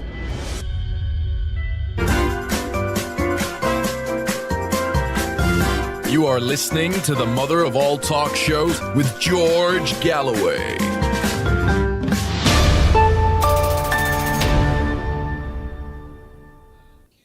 Let's go to North Carolina and talk with Kelly on Israeli influence on U.S. elections. Kelly, welcome to the show. Hi, George. It's been a while since I've spoken to you. And thank you so much for taking my call, because I am a bit frustrated at the moment because I have not been able to get other journalists here in the U.S. to talk about this. Now, everyone is speaking about Israel's influence on our elections, the Massey race, the use of AI in that case, and also saying, that Israel is spying on us. Yet I can't get anyone to touch this story.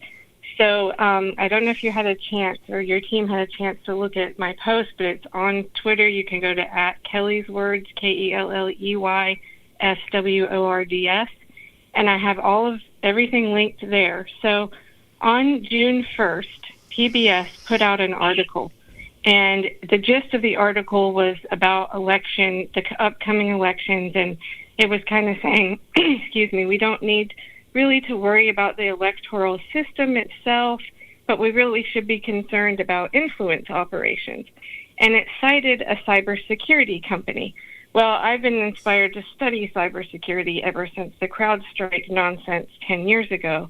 And so we went digging in a meeting that I hold every week. We started looking into it.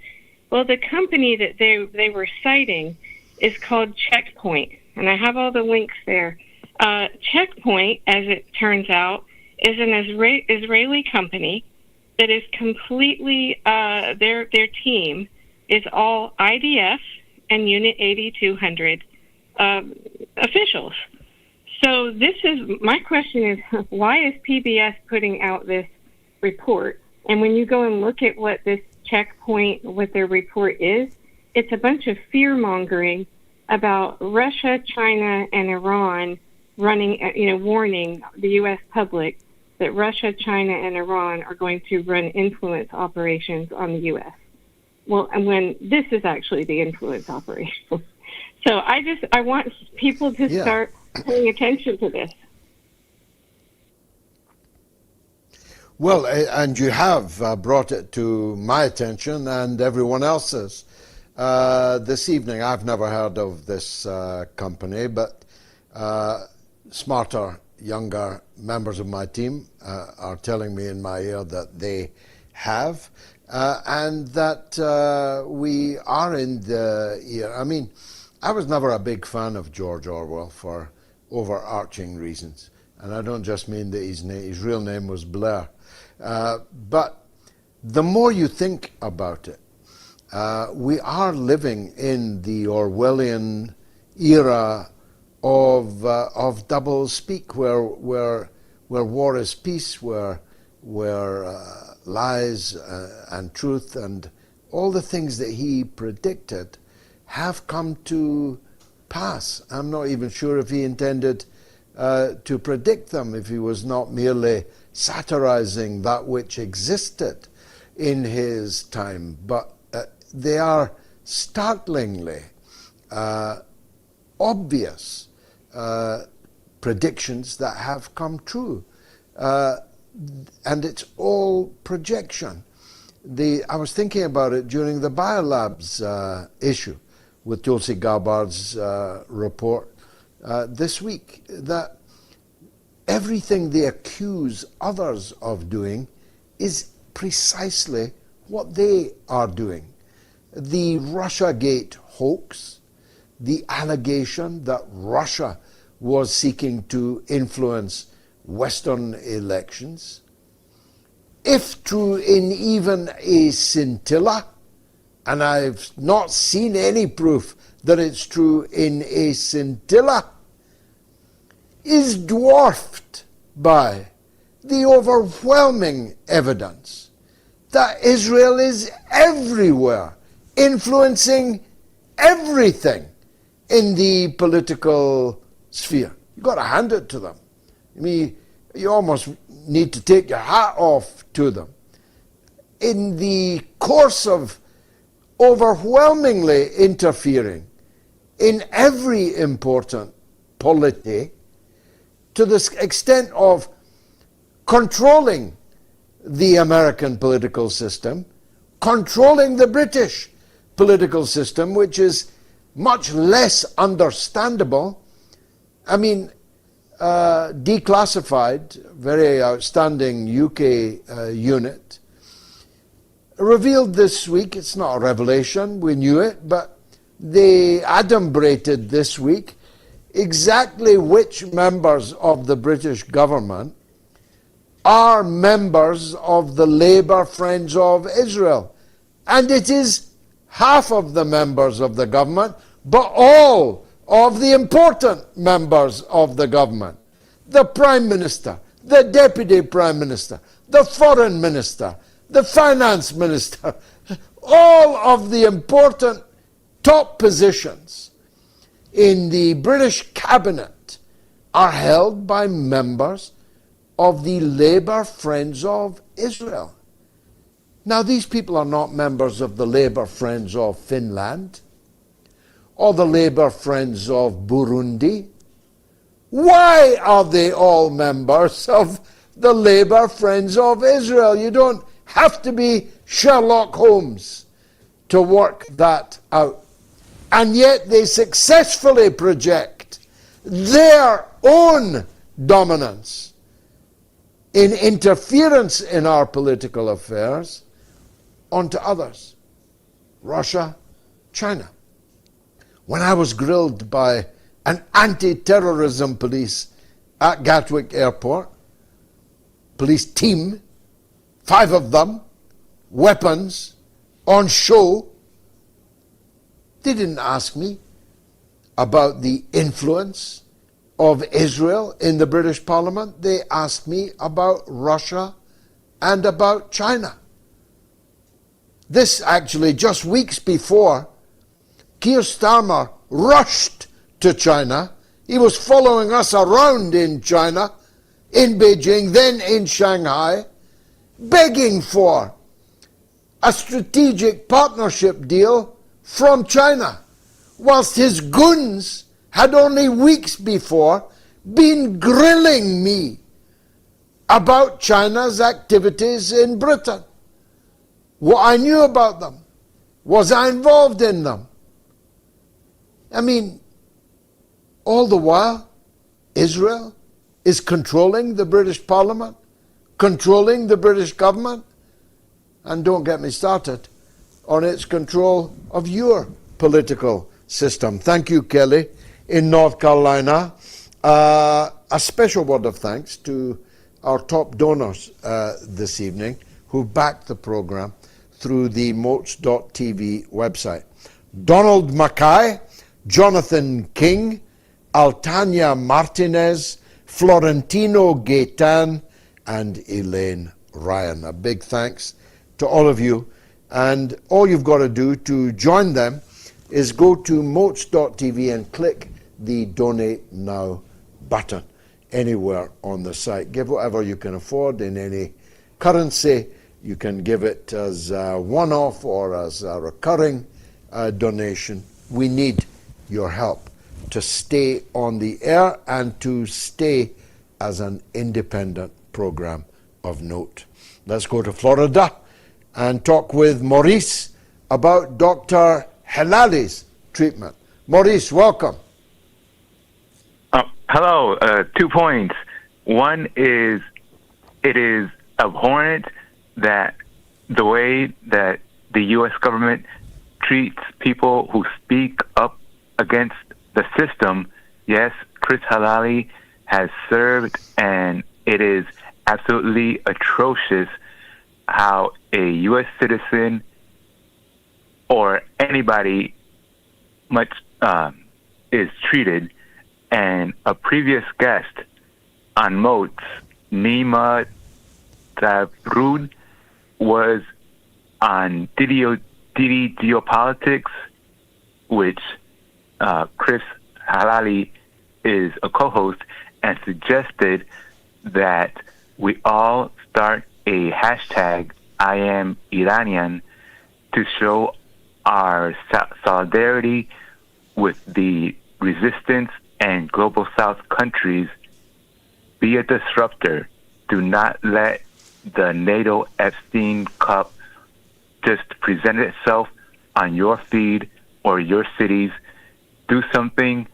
Film yourself in 15 seconds with the hashtag I am Iranian and state your first name, where you're from, and how the war has affected you personally, and tag at least 3 other friends and have those friends tag 3 more friends, and that's it, man. I'm all in favor of these things. They're all important. My very close associate, Hussein Shafai, otherwise known as Hoz, is in Iran now, broadcasting every day, and brilliantly so, speaking the Queen's English without an accent, unlike me, and speaking perfect Farsi.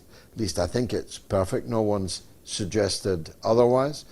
He's a great asset. I hope that they use him wisely. And he's involved in this I Am Iranian campaign, and I'm happy to join it. I Am Spartacus is one of the most epic scenes of my lifetime, and I'm happy to echo it by saying I am Iranian. Now, comments. Threshold Game 7264 says Trump is an actor. He isn't in charge. Witkoff and Kushner are calling the foreign affairs shots. Under Biden, it was Antony Blinken. And Cam 35mm says Trump is a Zionist through and through. He married off his favorite daughter to the Kushners, who are family friends of BB Six Fingers. And Redaro11 sends $10 thank you. Says, George, why do you think Iran isn't going all in this conflict? Is it strategic restraint, fear of wider escalation, or something else? I would have said strategic restraint. It takes a lot of sacrifice to go all in on a conflict with 2 nuclear superpowers. It's better to go softly, but to carry a big stick, I would say. Petru Stella says there were some good consequences from this war. The liberation of the Persian Gulf, which empowered Iran more than ever. And Salvage Project 3778 says, I had to vote no. The World Cup was given to him by FIFA. Did FIFA steal the World Cup? Yes, decades ago. FIFA is as reputable as the NBA. Susie is in Alaska, and she wants to talk about political chaos. Susie, welcome to the show. Oh, thank you, George. Thank you very much for accepting my phone call. And I hope you're having a very productive day. I am calling in because I am an artist. I work with ivory, walrus ivory, whalebone, and all the products of my Siberian Yupik culture on St. Lawrence Island in Alaska, which is a mere 30, it's less than 40 miles from the Russian Siberian coast, where the other half. Right. The other half of my people live over there, and we were divided during the Cold War, and we became a part of the American territories until a year before my birthday in 1960, we became a state, and that was largely to avoid having to deal with our sovereignty issues, something along that something to that effect. And so my grandfather, Siluk, we get our surname from him. He was a very avid writer, and he worked with missionaries. He was a teacher's aide at the early school, and also he began working seriously with the Smithsonian Institution in the archaeological digging on our island, which it contains a rich culture directly tied to literally the Yi Ching, right? The I Ching. So we're an ancient part of that, and we've inhabited the island for over 2,000 continuous years. So anyway, that's who I am, and my father was also involved. It's fascinating. And my uncle, Don't apologize. That was a fascinating vignette. I learned a lot from it. Go ahead, Suze. My father and my uncle were both involved politically in the native, land claims movement, especially my uncle, my late uncle, and they're both deceased, but understood quite a bit. And then my father worked with, he was a mayor there, and he was at the corporation, the native corporation, and also at the city level. And, accomplished quite a bit himself. And he also saved we survived through hunting sea mammals and the rich abundance of nature on our island, the migratory birds. We now have a reindeer herd, and, the seals, whales, walruses, fish, seafood. So anyway, that's how we've been living for millennia.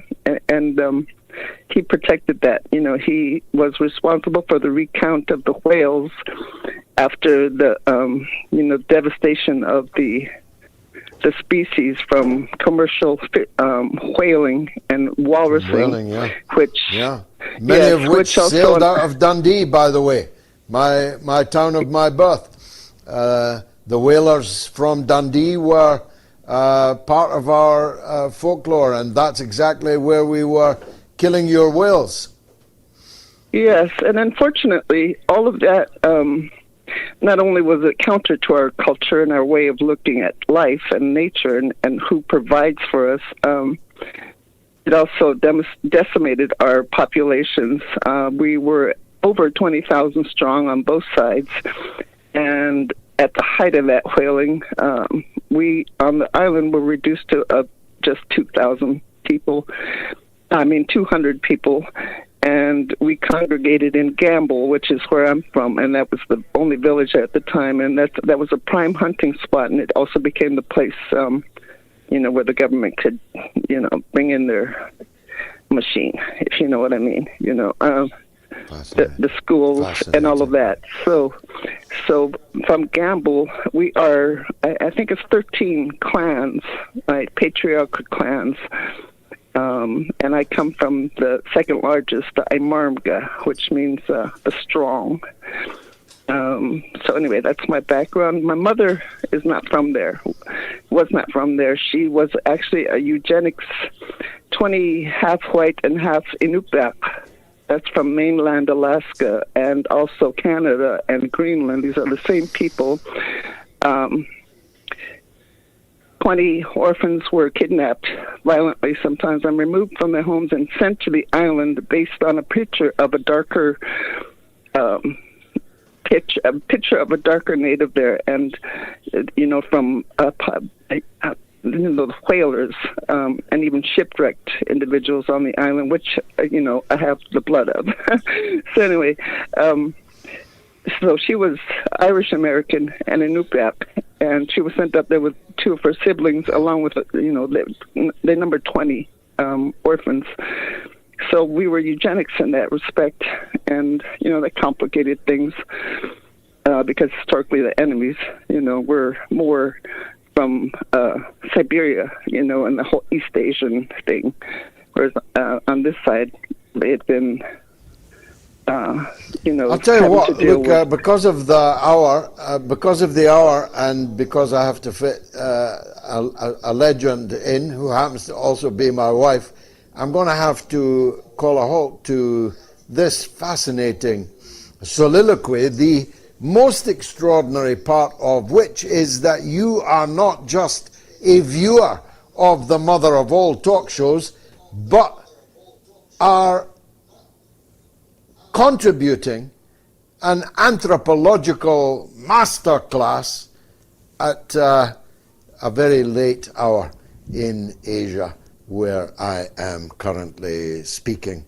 So it's been marvelous, Susie, to meet you. Don't be a stranger.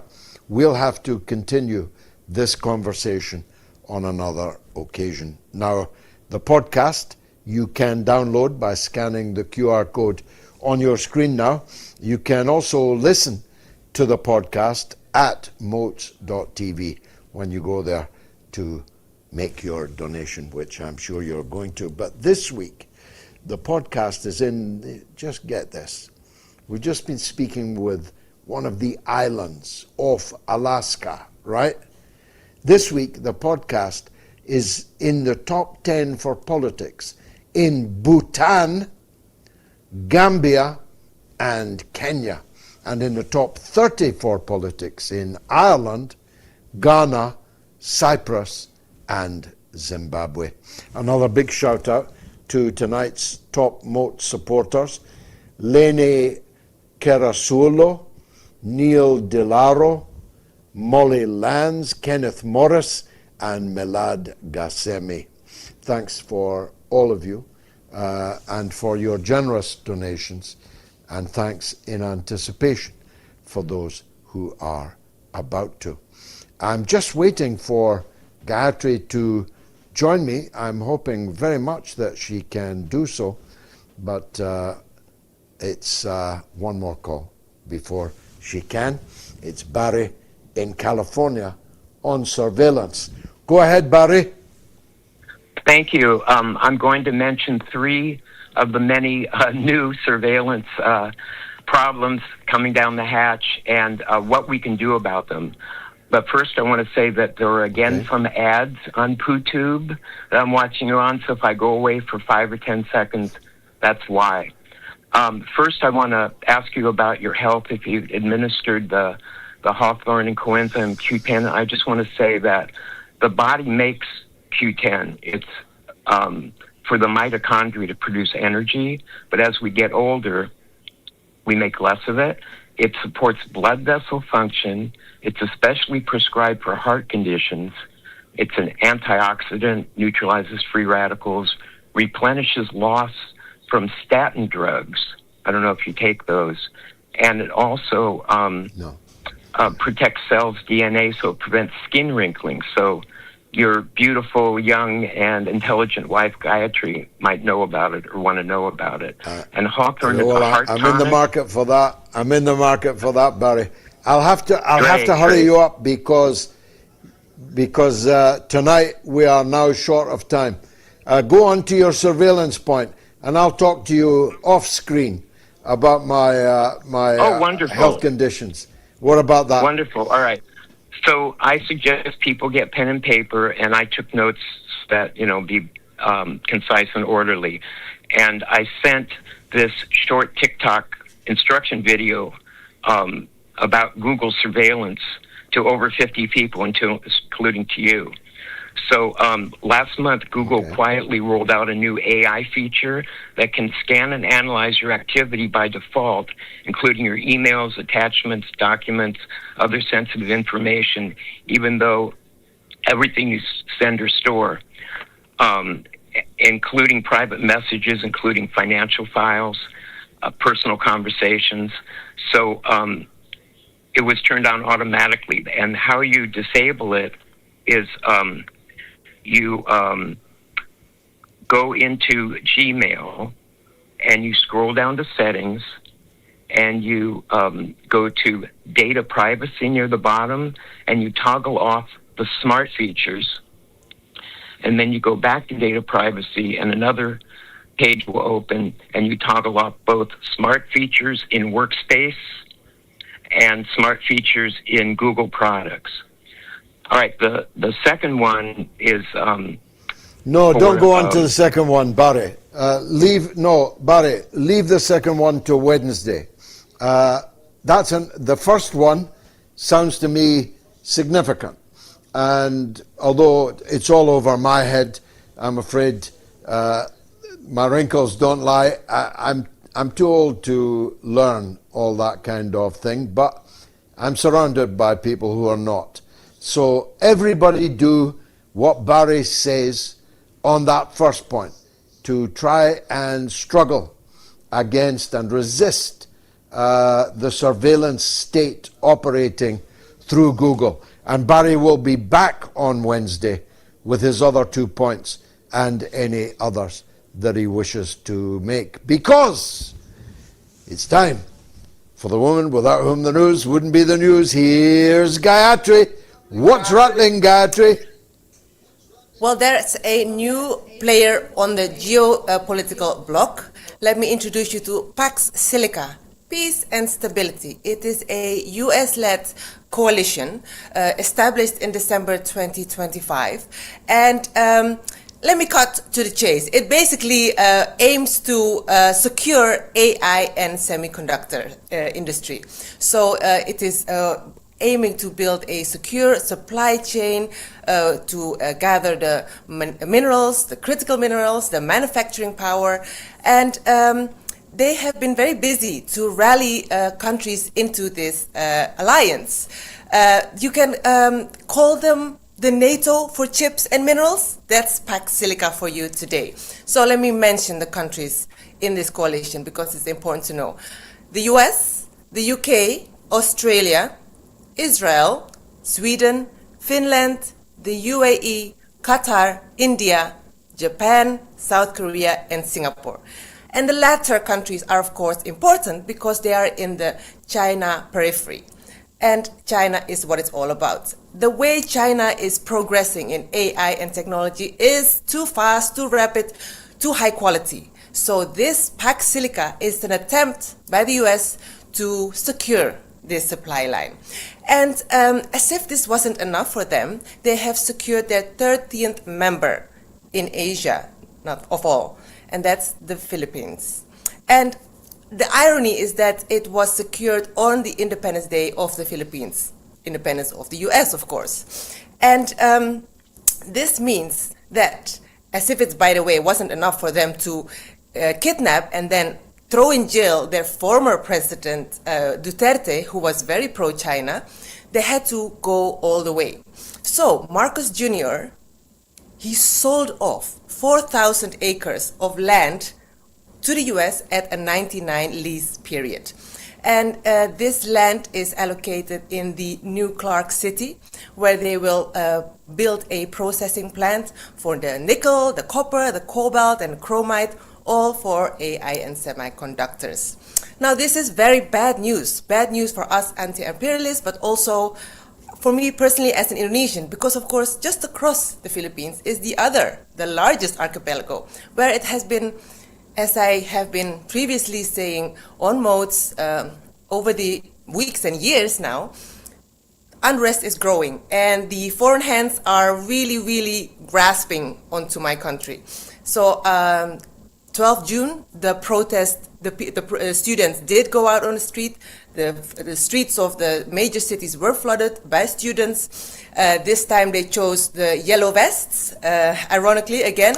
No one-piece symbol to be seen, maybe conveniently yellow because during the 1998 riots, the students were also wearing yellow. And as I said before, they are working towards replicating the 1998 riots and therefore downfall of the president. Indonesia is not having any of it. Again, I said refusing all the loans offered to them to stabilize the country's economy. The rupiah, since I last spoke, has grown a bit to 17,000 from 18,000. So working on that, but more importantly this week, Indonesia has really said no to the US asking for their airspace. The US military asked for Indonesia's airspace. They did so before during the defense treaty that they built, but Indonesia says no. So what do you do with a country so big, so vast, so important, that is starting to be a bit independent, wanting to secure its resources for the country, for its nation, and building rather than spreading it to giving all the money to the foreign investors, keeping it domestically. That's fascinating. I did actually say at the beginning how I wish that we had more time to discuss extraordinarily significant events occurring elsewhere in Asia, but West Asia captured most of our attention, and Eastern Europe too. It would be ideal if we had Moats Asia. If there's anyone out there that would sponsor such a thing and make it possible, don't hesitate to get in touch. We are trying our best to find investors in such an idea. Moats Asia, most people in the world are Asian. It would be a very important development, but we're definitely not there yet. But I was thinking while you were talking that the Philippines is definitely being fattened up as the new Ukraine. And this time the target is China, whereas Ukraine's target was Russia. But I have no, and it's quite redolent for me, because I spent quite a few of the best years of my life struggling against the Marcos dictatorship in the Philippines. I was a frequent visitor to the Philippines, and an important, maybe important, up to them to say, ally of those struggling to bring that dictatorship down, not all of whom it would be sensible of me to mention now, but the KMU, the 1st of May Union, was a key ally of mine. They were a mass organization that played a huge role in bringing down the dictatorship of Ferdinand Marcos. And what happens now, in this stage of my life, the autumn of my life, the Marcos is back, and his son is playing exactly the role for American imperialism that his father played in an earlier era. And you even mentioned Clark. My two big campaigns were for the closure of the Clark Air Base and the Subic Naval Base. Two gigantic American enterprises from which they were launching the war on Vietnam, on Cambodia, on Laos, and trying to terrorize Southeast Asia. And now they're back in Clark, having had the air base closed decades ago. It's now open again. Well, that's all we've got time for, Gayatri. In fact, we're 10 minutes after or out of time. Thanks very much for that excellent report. Thanks to everyone involved in making the show, and in particular, thanks to all of you who have watched it and who I hope will spread it and the messages therein. If you enjoyed it, join me and Gayatri again on Wednesday for the mother of all talk shows. Good night.